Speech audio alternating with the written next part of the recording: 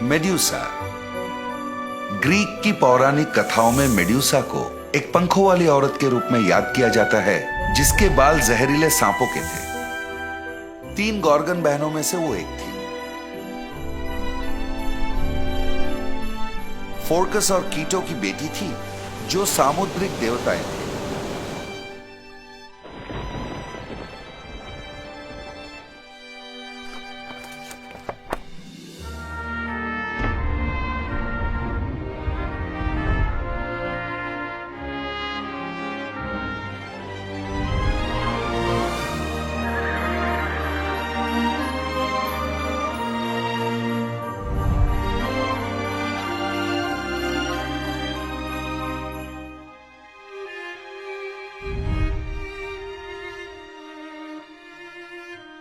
Medusa. Greek की पौराणिक कथाओं में मेड्यूसा को एक पंखों वाली औरत के रूप में याद किया जाता है, जिसके बाल जहरीले सांपों के थे। 3 गॉर्गन बहनों में से वो एक थी। फोर्कस और कीटो की बेटी थी, जो सामुद्रिक देवताएं थे। मेड्यूसा के बारे में जो कम लिखा गया है वो ये है कि वो एक पैदाइशी राक्षस नहीं थी। कई कथाओं में लिखा गया है कि वो पैदाइशी राक्षस थी, पर कई कथाएं इसका विरोध करते हैं। ओविड के हिसाब से मेड्यूसा एक बहुत ही सुंदर औरत थी, जिसके लंबे, घने और सुनहरी बाल थे। कहा जाता है कि वो इतनी सुंदर थी कि जो भी मर्द उसे देखता, शादी में उसका हाथ मांग बैठता। हर मर्द सिर्फ पोसाइडन के अलावा, जो समुंदर का भगवान था। पोसाइडन को भी वो बहुत पसंद थी, पर मेड्यूसा से शादी करने के बजाय उसने एथेना के पवित्र मंदिर में उसका बलात्कार किया। एथेना एक कुमारी देवी थी और उसकी मंदिर अपवित्र होने से उसे बहुत गुस्सा आया।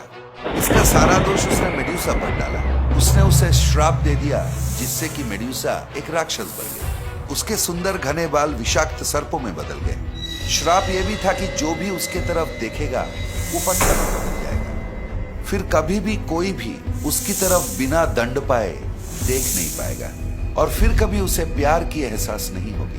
इन श्रापों पर मेड्यूसा का कोई नियंत्रण नहीं था। मतलब ये कि उसे एकांत में अकेला ही रहना पड़ता। उसे सजा मिला, जबकि बलात्कार उसी की हुई थी। ऐसी कथाएं फैलने लगी कि मेड्यूसा एक ऐसी राक्षस है जिसे कोई नहीं हरा सकता। कई नामी ग्रामी योद्धा ने उसे मार गिराने की कोशिश की, पर वो सब पत्थर में बदल गए। ज़ूस का बेटा पर्सस को मेड्यूसा को मार गिराने का दुष्कर काम सौंपा गया। उसका सहायता करने के लिए कई भगवानों ने उसे उपहार दिया। हेडिस ने एक हेलमेट दिया, जिससे वो अदृश्य हो सके। हर्मीस ने पंखों वाले चप्पल दिए। एथेना ने एक कांस का ढाल दिया, जिससे कि वो मेड्यूसा की नजर को मोड़ सके, और उसकी सर काटने के लिए तलवार भी दिया। इन उपहारों की वजह से पर्सियस मेड्यूसा की नजर बचाकर, जो कि एकमात्र गॉर्गन थी, उसकी गर्दन काट दिया। जब मेड्यूसा की मौत हुई, वो पोसाइडन की बच्चे की मां बनने वाली थी। उसके कटे हुए गर्दन से पंखों वाला घोड़ा पेगासस और क्रिसॉर निकले। इसके बाद पर्सियस ने मेड्यूसा के कटे हुए सर को कई सारे युद्ध जीतने में इस्तेमाल किया। ये सर कई जीते हुए युद्धों का पुरस्कार था।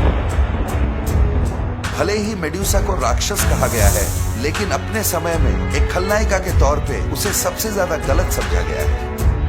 शिकार होने के बावजूद एथेना ने उसे श्राप दे दिया।